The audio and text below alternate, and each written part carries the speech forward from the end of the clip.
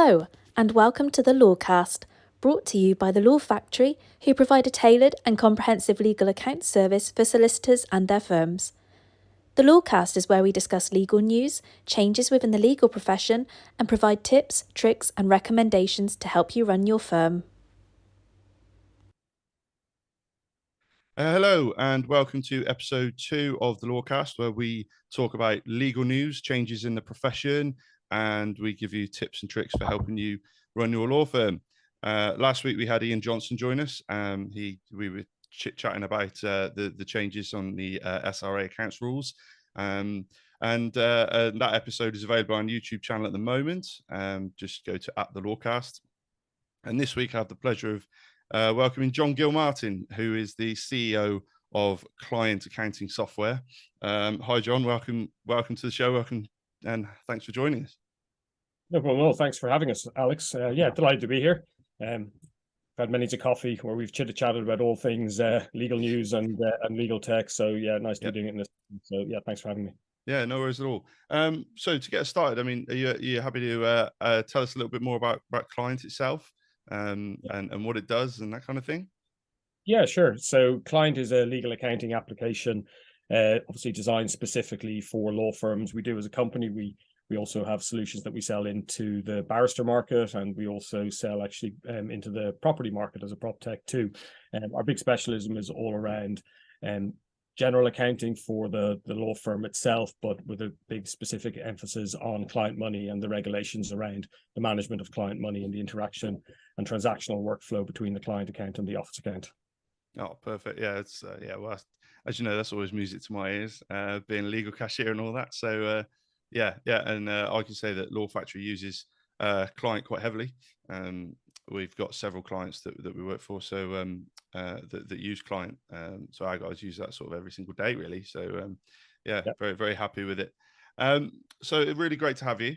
So generally, like the last episode, we have a bit of a format, and we sort of go through some news, and then we'll chit chat about our main topic a little bit later on, which is the benefits of integration and the flexibility that comes with outside integration with other pieces of software.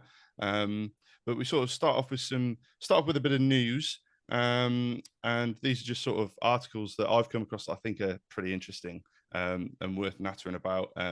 Some are quite sort of popular topics. Some are a little bit off the wall. But this one, I think the first topic that I want to talk about, the first thing I want to talk about is about AI, which is like huge at the moment. Every time you stick on the news these days, regardless of whether it's legal news or just news, they're talking about AI, and they're even talking about it at the day of recording this. They're talking about AI getting involved in things like customer relations and all this kind of stuff, and dealing with sort of like complaints. I think they had Octopus Energy on earlier on the TV talking about how it's helping their support team and things. But the one thing that is interesting is that Lexis Nexis has just done a study on firms exploring generative AI, which for those of you who don't know, generative AI, sorry, that's quite difficult to say. Generative AI is the likes of things like ChatGPT.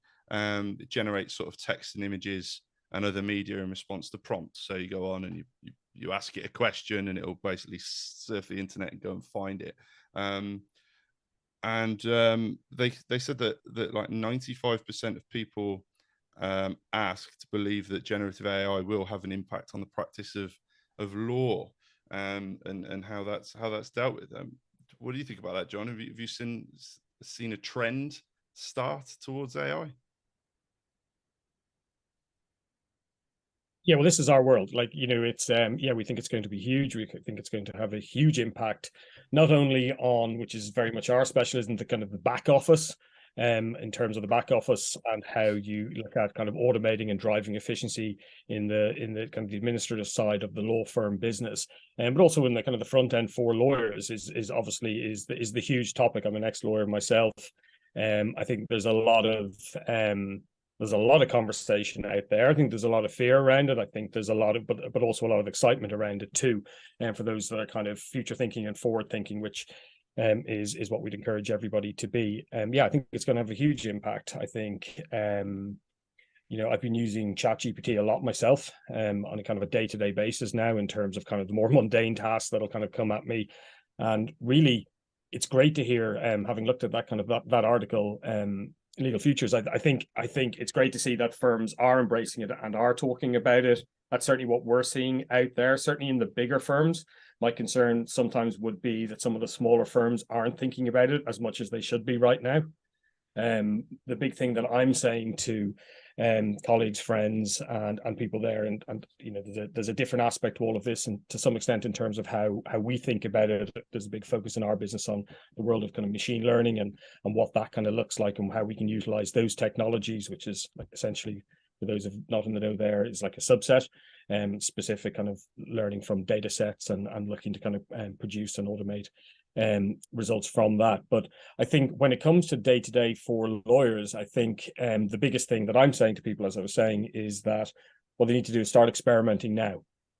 Because I think often what happens when new technologies like this come along is people are often in two categories. You've got the protectionists, so you've got the people who are worried about where they sit at the moment in terms of the services that they offer and what they do on a day-to-day basis, and they're kind of thinking, well, let's defend against change. Let's put this off as far as we can. We saw that ourselves as a web-based technology solution provider in the last kind of decade. In the early days, it was very much like it'll never take off, and we're going to stick with our on-prem solutions. It's very much changed now what we do as a next generation web technology company. It's very much now what's expected from law firms, whether they're solo law firms all the way up to the kind of 50-person law firms that we serve in terms of our technological solutions. And then you've got the people who see this as an opportunity. They see, back in the context of what we did, web technology as a real opportunity to drive efficiency and drive better profit margins and growth within their law firms. I think we're just seeing the same thing again. I think these technologies are coming in, and you need to embrace them. So as I said, you've got the people who are worried about it, and you've got the people who are saying, hey, we're going to embrace it. And I think what the news article that you mentioned is showing is that the majority of the contrary to the kind of general opinion of the legal industry, that it's one that's conservative and afraid of change. I think what a poll like that is showing is that it's actually not the case. Firms are embracing it. As I said earlier, I think there's those two categories of people. There's people then that will go ahead and embrace it. My worry would be some of the smaller firms maybe will delay embracing it because they're worried about it. My advice is just get onto ChatGPT. You can set it up. You can set up a free account in terms of, and just start using it. Start prompting it to do some of the more mundane tasks in your day-to-day life, whether it be just to create a first draft of a very basic kind of letter of claim or whatever it happens to be, just to start understanding how it works. One of the terms and one of the jobs maybe our children are going to be having in a few years may very well be the norm, something called a prompt engineer. You're talking about and what a prompt engineer is somebody, I don't know if you're familiar with the term prompt, but how it's seen in ChatGPT. When you give it an instruction to do something, prepare a letter or do whatever happens to be, it's referred to as a prompt. Careers in the future, we're going to have people who are going to specialize in creating or engineering everything. Obviously, if that's your job day to day, it's kind of complex prompts in relation to complex problems. But to get ahead of that, where the real lawyers are going to be successful is getting used to that early on. I remember when I was training as a lawyer, one of the modules on the LPC was learning how to do legal research. And there was a full course being taught how to basically type into Google what it is you were trying to find out, or into Westlaw or Lexis Nexis or whatever it was that you were using. That was of a time, whatever that was now, showing my age, 20 odd years ago. Mm-hmm. Whereas now it's about how do you instruct AI to provide an answer to a particular legal question that is as close to being correct as possible. And there's an art form to that, and there's a skill then there, and you don't want to get kind of caught when when it becomes the norm, not knowing how to do it. So yeah, I think it's exciting. I think it needs to be embraced. I think something not to be feared. I think it's going to have a huge transformative impact on the industry. I think it's going to be very positive in the long run. I think it's going to help lawyers drive more value for clients, run better businesses, more profitable businesses, have better work-life balances. But ultimately, it needs to be embraced if you want to maintain the competitive advantage that you already have. And that tends to be I guess how innovation works. Yeah, definitely. Yeah, I personally think it's quite exciting. And going back, I mean, yeah, I've been here probably a similar length of time as you. I mean, I started in 2000 in this field, and it was very much paper based. And I remember the first client that I ever worked on, they would spend hundreds, sometimes a month, just on books publications.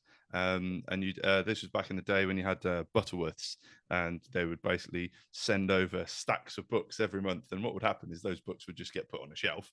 Most of them would probably never be opened, but at the same time, you know, this is sort of just before or around the time like Google was just starting out, kind of feel. You know, it was before we were still on, a lot of people were still on dial-up and ISDNs and stuff like that, so big web searches wasn't the thing. And but then, you know, going outside of those books to find the legal stuff that you need to research, it just didn't really happen.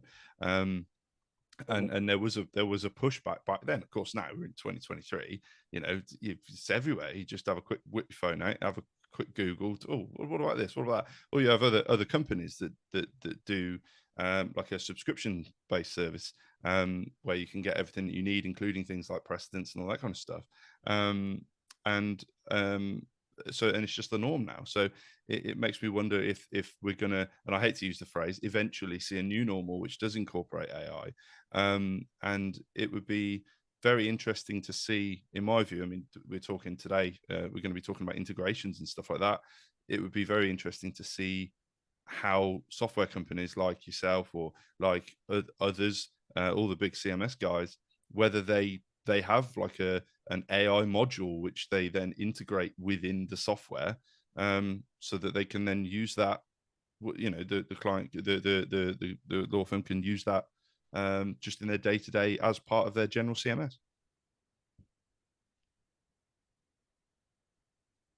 Yeah, well, 100%. And, you know, I think we're already seeing there's a practice management provider over in the US who've done that. They've put a kind of now there are, you've got to bear in mind that there's all sorts of different kind of GDPR and considerations. And I certainly, from speaking to lawyers, you know, I think, you know, there's a lot of steps that need to be taken, first of all, before this can be utilized as a new norm. But I think in time, as these solutions are tailored for the legal profession and are not, you can't go and use GPT at the moment, just ChatGPT, to use it in relation to kind of particular client matter, and that's not what we expect to see immediately. What we expect to see is these particular these particular solutions similar to ChatGPT to be trained on legal data specifically, and obviously the firm's then paying for a license and purchasing this particular solution that's designed to provide answers to particular prompts or kind of queries, but based on good law, you know, and good data, because that's ultimately what AI is. You know, it's about, you know, we're talking about models here where you're training this artificial intelligence on a particular data set. Bearing in mind ChatGPT, you know, is trained, I think the first version, you know, 3.0 was just trained on data up till I think it was 2021. We've got now kind of ChatGPT 4.0, and it's giving you kind of more real-time data. But ultimately, the big question is, you know, can you rely on the solution? And I think we're not quite there yet. I think you're right. I don't think it's anything to be afraid of. I think it will become a new normal, but it'll be a new normal when there are specific models designed on good law, good data, good legal data, and all of the kind of the crinkles, like with any technology, are ironed out. So we're a bit out of there, but we're not far from being there. And I think that's the thing that that I would say to anybody listening who is maybe a bit, you know, tentative about all of this and is currently in a frame of mind of seeing kind of the pitfalls, because there's definitely pitfalls right now in terms of using it day to day. But as I said earlier on, start getting used to using it for basic tasks so that you understand how to prompt it when the AI is ready for your firm and to provide you with the efficiencies that I talked about earlier on. But I think as humans, you've got to remember, we're not great at understanding this kind of exponential pace of development that we're now seeing. I just found it interesting that you were talking about how 20 odd years ago, we talk about Butterworths. I remember them. I remember, every book seemed to be about 400 quid. The cost, let alone anything else, was incredible, felt exponential, to use that kind of term. It was kind of nuts. In those days, and then suddenly we had solutions, industry specific solutions that fell out of search, like, as we said, Westlaw or Lexis Nexis. So you wouldn't necessarily do your legal research. I hope you wouldn't do it kind of via whatever it was back in the day, Microsoft Explorer, or as you said, then kind of Google came in. What ended up happening is that you kind of had your books, which were industry specific. Then these new technologies, these new searches came along, which lawyers wouldn't be using for all of their research. But then you had industry specific solutions such as I said, Lexis Nexis, Westlaw, can't think of the other one, P Practice Law Company, was a PLC, I think, something like that, and that kind of came out. And I think that's kind of where we're going now. I think now what you're seeing is with ChatGPT, this is the introductory phase, but the big difference is, you talked about a 20-year period. The difference now is, I think ChatGPT, whenever that came out at the end of last year, whenever it was, within 6 months we had now ChatGPT 4.0, and without getting into the minutiae of it, like you're talking about huge upgrade in performance and what it's capable of doing. And I think for us, we've seen it a bit through COVID and things like that, but to try and get the human mind to understand the kind of the pace things can move at when it comes to something like AI, which is generative, which is kind of moving on very, very quickly. It's going to be upon us very, very quickly, unlike the last 20-year period for those lawyers who decided never to get on board maybe with Google or Westlaw or LexisNexis and stuck with the books. They've probably been maybe able to manage that, but I think that's going to become difficult, because to maintain some sort of competitive advantage and and run a successful, profitable business, I think you will need to get on board on this. So I think no time like the present. So great to see from that article that firms are looking into it and embracing it. And we're certainly, as a business, less in relation to things like ChatGPT and the generative AI kind of models. What we're particularly interested in is obviously in the world of kind of machine learning and looking at automating transactional entry and input, which is what we're about, and the service we're trying to deliver for our customers. Yeah, that's really interesting. And yeah, I 100% agree. It's the new thing, and it's going to. I think it is going to revolutionize it. I think there's no doubt about it. I really think that, and I think we're of a time where senior partners of firms, directors of firms, they're getting younger. That's just a fact. The younger people are taking these companies on, and they're accepting responsibility younger. And generally, the younger you are, this is just a general term, right? By the way, generally, the younger you are, the more into and the more au fait you are with new tech, new stuff, because you haven't sort of been set too much in your ways for a long time. So because everything is new, you're up for checking anything out which is new. So yeah, I think it's really exciting time. And then I just want to, yeah, very interesting that.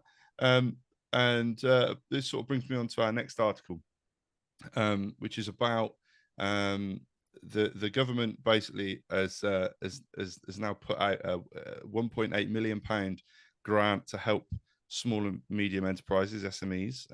So these are the people that Law Factory works for, primarily, and I think it's probably the same for you, John. Trying to get them digitized, and I believe this is primarily aimed at those small firms, from smaller towns and things like that are providing maybe more of a community-based service, that have been sort of very much stuck in their ways a little bit, not perhaps maybe a little bit afraid to take that step into a more digital, more automated, a more, you know, digital mindset, that kind of area. And one of the Yeah, main absolutely. things was is they were saying about the fact that the market is quite difficult to navigate, which, being a legal cashier and having to work on so many different pieces of software and stuff like that, I can kind of see where they're coming from, because there's a lot out there of different things, and it can be a bit of an ocean, really. So I think this is like a really positive thing. I think they say they want to help around 60 SMEs sort of get on that digital platform, which is kind of really Yeah, positive. I think the thing that I picked up from it. So yeah, I'm kind of familiar with Innovate because I've you know, they I know a number of different actually technology companies who've kind of looked at them for funding, etc. So it seems to be kind of a great project. But I think the thing that interests me particularly about the article, and I kind of was glad to see, is that they've broken out the fund into not only just, you know, businesses who are just trying to kind of, you know, get that first introduction to using, you know, technology to kind of run their businesses, but they're saying, well, look, we'll try and help some businesses in relation to that, but we'll also try and help some you know, firms that are a bit more advanced to actually go and put in place, and maybe more, I don't want to use the word complex, but more involved, you know, solutions to kind of help their businesses kind of kick on. So, because I think to some extent, I think we are, you know, and certainly what we see when we're talking to firms now is, somebody was only asking me about it yesterday in kind of completely different context, but you know, how many firms do you see now that when you're using our kind of accounting software that are still paper based? And I'm saying, well, actually that's kind of changed now. Maybe 5-6 years ago you'd still come across some paper based kind of firms, or you'd see firms still maybe using a cobbled together Excel solution, or, you know, generic accounting solution separate to, and no practice management in place. That's fairly rare, certainly in the UK. You know, you really don't come across in the UK or Ireland now in terms of those kind of firms. Maybe in the bigger markets, you know, possible in the US, Canada, we still, from talking to our colleagues over there, you know, they're still coming across it. But certainly in the UK and Ireland, they're quite, you know, advanced markets now, and you're not seeing those firms who don't have any legal technology in place, or don't have a website, or, you know, kind of the things that you did see as very much the norm up until a few years ago. So great to see in that article that Innovative I've looked at it and said, okay, yeah, let's help some of the firms that are still kind of just trying to kind of, you know, get a little bit, as you say, digitized, but also they're now saying, look, let's deploy some of this capital into firms who, you know, want to go to the next stage. So maybe they have practice management and accounting and some kind of document management and that side, but they really want to roll out something, you know, maybe it's in terms of kind of lead generation and kind of, you know, CRM. You know, we see a lot of that in the US. We don't see as much of it over here, where people are, you know, doing their kind of marketing and onboarding customers directly, or potential clients directly from a lead, and managing that whole, I suppose, business development side of things. So or particular efficiencies and around what we talked about earlier in AI, etc. So yeah, great to see that the capital has been deployed, I think in a smart way, as opposed to just throwing it out, trying to get firms on the first step of the ladder. Yeah, it seems a lot more targeted, and you know, they're focusing. They know who they want to focus on, which is really cool. And it's going to be really interesting to see the result of it, I think, because, you know, it feels almost like a little bit of an experiment, because it's being led by It's a small Lancaster Uni, isn't it? Mm-hmm. Yeah. No, it's great, but these yeah, it's just great to see that, you know, I guess state capital is being pushed into the niche sectors, and is getting that you know, that they need that kind of assistance, and need that help. And yeah, as you say, hopefully it becomes a bigger sum, and available to a lot more firms than the kind of the number they're talking about at the moment. Yeah, definitely. So yeah, that's really exciting. So moving on then to, I think we'll have a chit chat about our main topic. As you can tell, it's all sort of Sure. software related. So our main topic, I wanted to just talk to you about software and integrations, the benefits of integrations. But, you know, first of all, there are a lot out there. and all tech companies approach the integrations ever so slightly differently, and there's so many to choose from, and I think I want to learn. I want to learn about whether, what really what the benefits are, from there being such a huge pool of different pieces of software that do different things, can bolt together. What are the benefits? These are the kind of things I'm really interested in. Sure. Well, certainly, I can certainly give you, I guess, my point of view and how we look at it as a business. So, as we said at the outset, we're a standalone legal accounting application. We focus and we go deep in relation to all things accounts technology for law firms. As I said, there's lots of different things we talk. It's in our brand name. It's a changed up version of the word client. It comes from the kind of, obviously, us focusing on client money being a big part of what we do.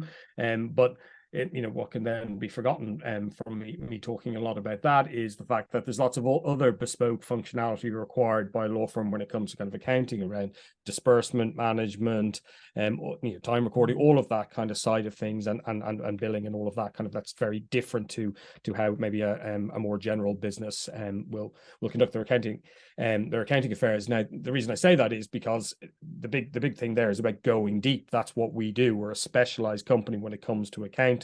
So for us as a business, where that comes from is that ultimately we believe that the future of the business of law is not purely in all-in-one solutions. We think, and we've just talked, quite a bit actually about the world of AI and the impact that's going to have on the legal profession and on professional services more generally. So we believe that tying into that is that law firms are going to avail of more and more tools to drive efficiency in their businesses over the next number of years. Essentially, what is the right workflow for one law firm is not going to be the right workflow for another firm. Mm-hmm. We talk a lot about it, where we think law firms are going to go and what that's going to look like, what the high street law firm is going to look like in the future. But ultimately, everybody's going to want to show a competitive advantage and a specialism, and is going to want to find the right tools that will drive efficiency to allow them to be competitive. So if you're a small firm and your specialism is conveyancing, or your specialism is family law, or whatever it happens to be, it might be debt collection, it could be whatever it happens to be, it's unlikely that you're going to find an all-in-one solution that has gone really deep on whatever your particular service is.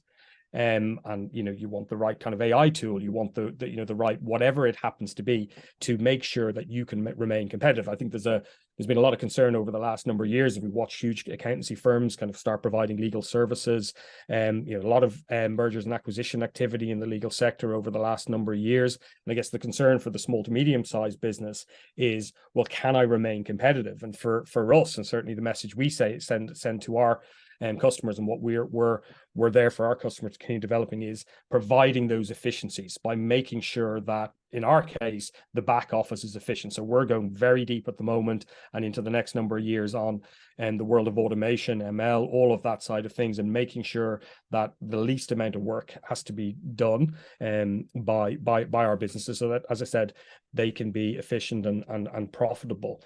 So I think for me, connectivity, integrating is essential to make sure, when you're looking at the right solutions, is that you're working with businesses who are prepared to not be, I suppose, protectionist, not to try and provide, a limited solution to your firm so that they kind of basically tie up everything that you're doing. So for us, it's the way to go is you integrate the right tools or applications, and by being able to do that, they'll be able to ultimately deliver, I suppose, more value to their clients, but also they'll drive that kind of more efficiency. Yeah, because I just think, it sounds to me like kind of simplicity is the key, and it's almost like getting a lot of small wins. I'd say is the kind of feel that I get. It's like, right, okay, what do we need? Well, we know that we need a piece of accounting software. That's a given, right? We know that we need a something that handles new cases. That's a given, right? Those two are crucial, right? And they need to talk to each other. If they're not all under one roof, they need to talk to each other. but then like it's everything else, isn't it? It's modules, kind of bolt-on modules, and saying, well, look, our firm doesn't do conveyancing. We specialize in litigation. Can I have a module that specializes in that links with my CMS? Something like where we need lots of, say, precedents.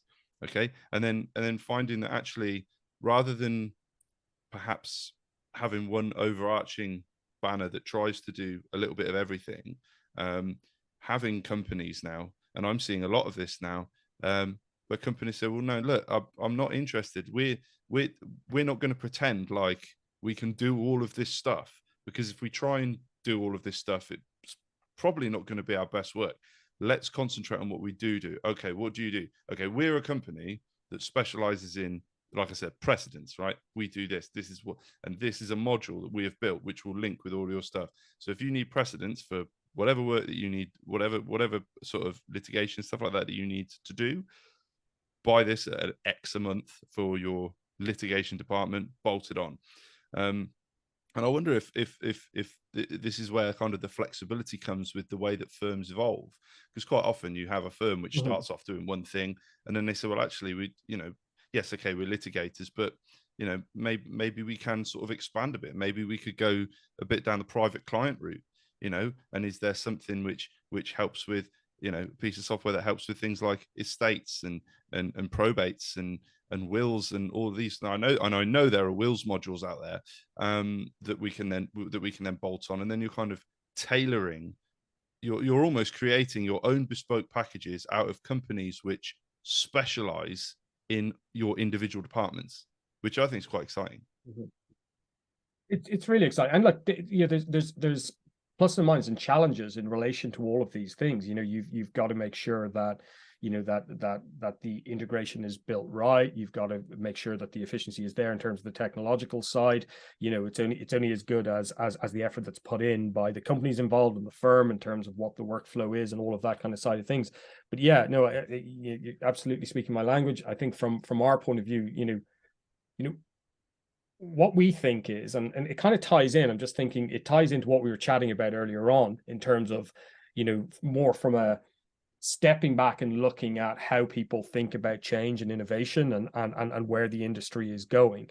And I think that the big problem that I guess we as an industry kind of faced, 8, 9, 10 years ago, was that firms were reluctant because they'd gotten used to on-premise solutions. They'd got used to legacy solutions that did lots of the things that they needed as an industry at that moment in time. And then we had to convince them to switch from that to web-based enterprise. That was a big change in itself. And now that's become the norm again. And I think now we're moving into this new phase. But the big thing about the phase, as I said earlier on, is the change is coming fast, and it's becoming more challenging to remain competitive and remain profitable and find people that have the specialism in different areas. And so therefore firms are looking at ways to automate and see if technology can do some of the stuff that maybe people either don't have the skills to do or aren't wanting to do. It's a big one, and I don't want to, because I could speak all day about have the excitement around the world of kind of AI, but I think that's the interesting thing. There's some negatives, and people are worried about jobs and security and all of that. But then the great thing about these technological advancements that are coming in is that it's starting to take away the mundane from humans. So humans can do the stuff that they love doing. I was only talking to my wife about our family are in the medical kind of side of things, and forever any conversation with them was always about, I trained to be a doctor or a nurse or whatever it happened to be because I wanted to practice medicine, but I'm having to do all this administration. I'm having to do all of this paperwork when I get home in the evening. That's the bit I don't enjoy doing. It's like lawyers. I have a brother-in-law who works in a big firm, and certainly he's you see how much by driving some efficiency he's getting to practice more and more in doing his job and actually doing the business development side of things and all the stuff that they enjoy doing, and by making, when the firm has the best technology in place to, as I say, take away the more mundane tasks, they get the best out of their employees. So yeah, I think that's kind of what's key, and that's where the technology side comes in. So if you stay with what I would probably the best way I can explain the point is that I think the days of entry level technology are gone.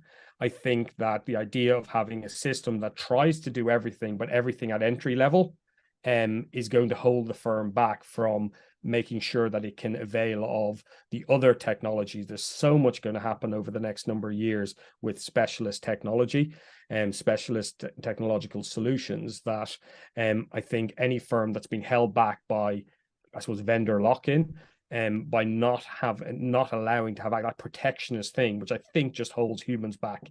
We talked about it earlier on in relation to AI, saying, look, you can either try and fight the change or you can embrace the change. And I think if you're looking at technology in terms of what the solution is to avail of the change, well, if you're going with essentially a solution that's trying to lock you down into, as I say, entry level innovation or entry level solutions, you're going to have a problem as a business. So for me, the key is when looking at kind of workflow is looking at businesses that, do what they do really, really well, but are prepared to integrate or allow in the other solutions that that do things a bit better in that particular space. Yeah, I just think as you were talking, I was just thinking about that actually, to be fair, because you have sort of, I think it's about giving the customer, the law firm, the option, because you could have a fully integrated package that does everything under one roof, but I think there's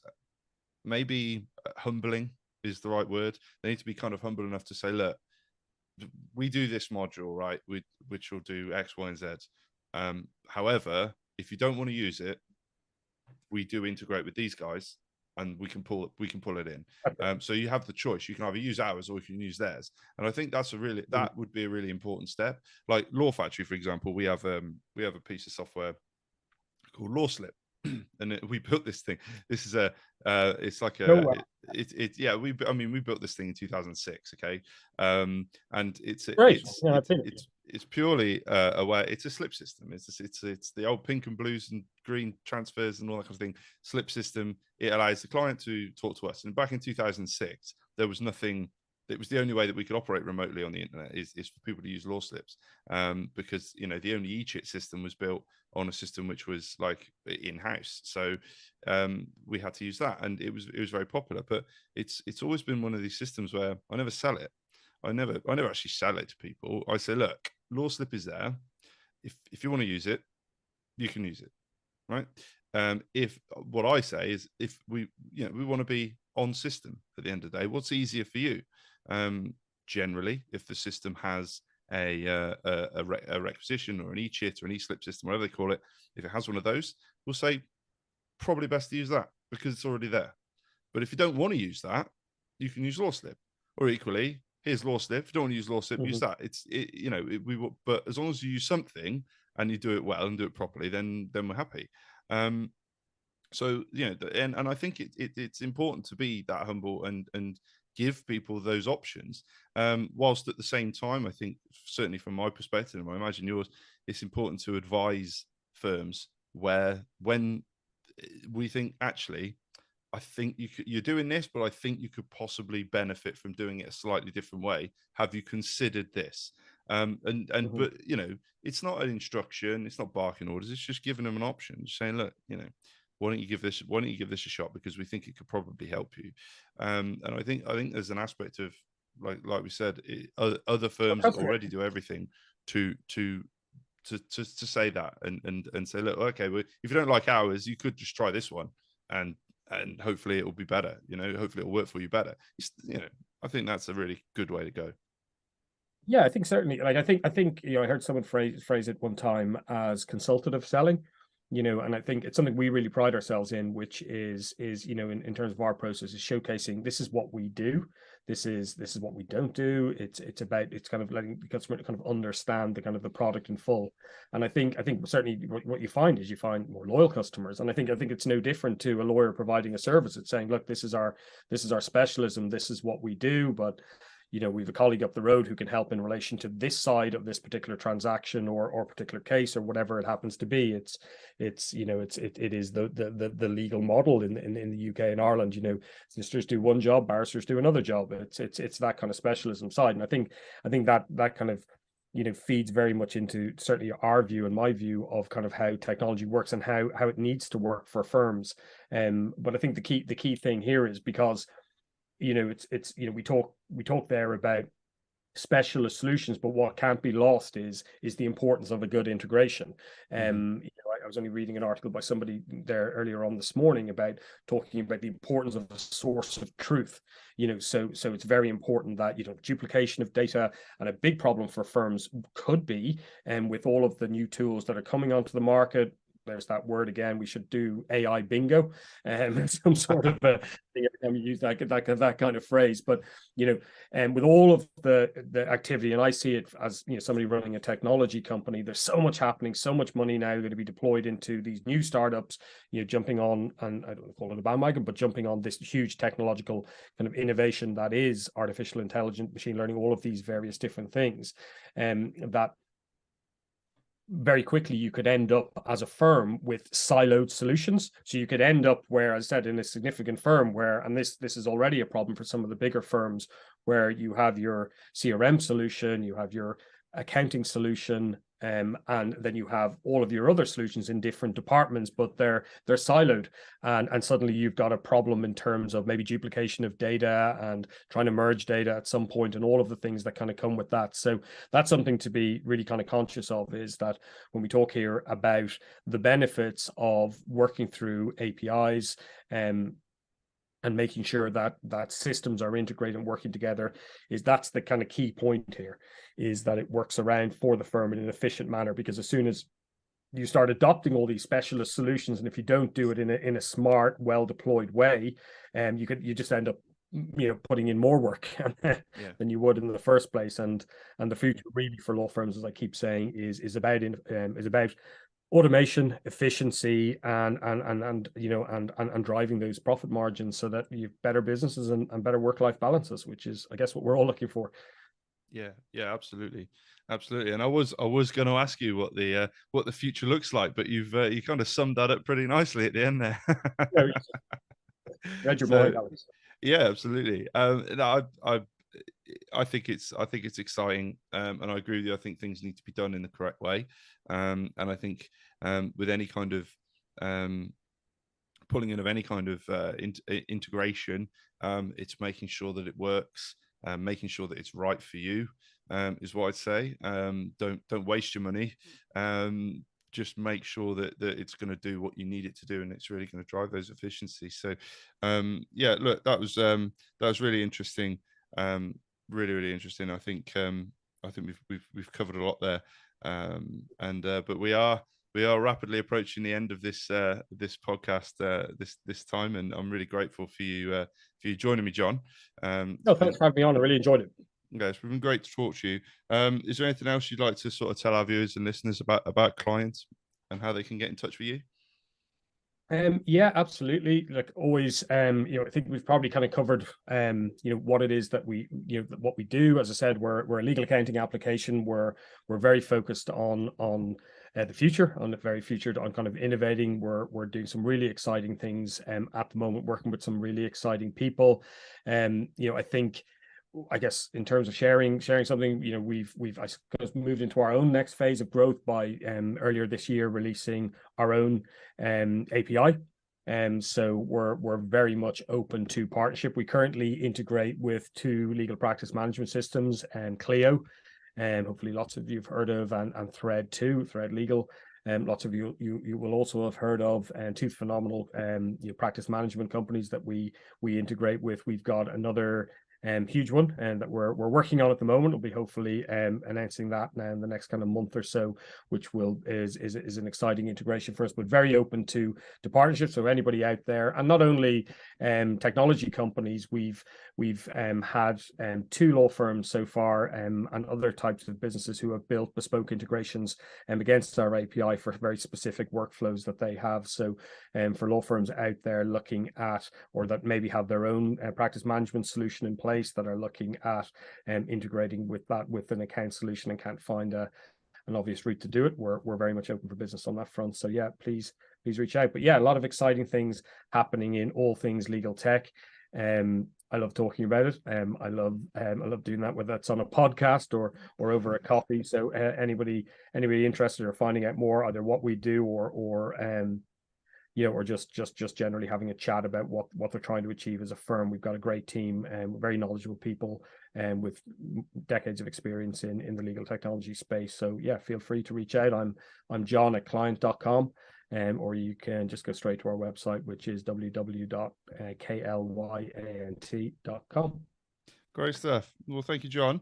Tell you a little bit about the Law Factory. I'm from the Law Factory, where we're your legal cashiers. We've been doing legal cashier work for a long time. So come and talk to us about outsourcing your accounts and all that kind of jazz. You can find us on thelawfactory.net.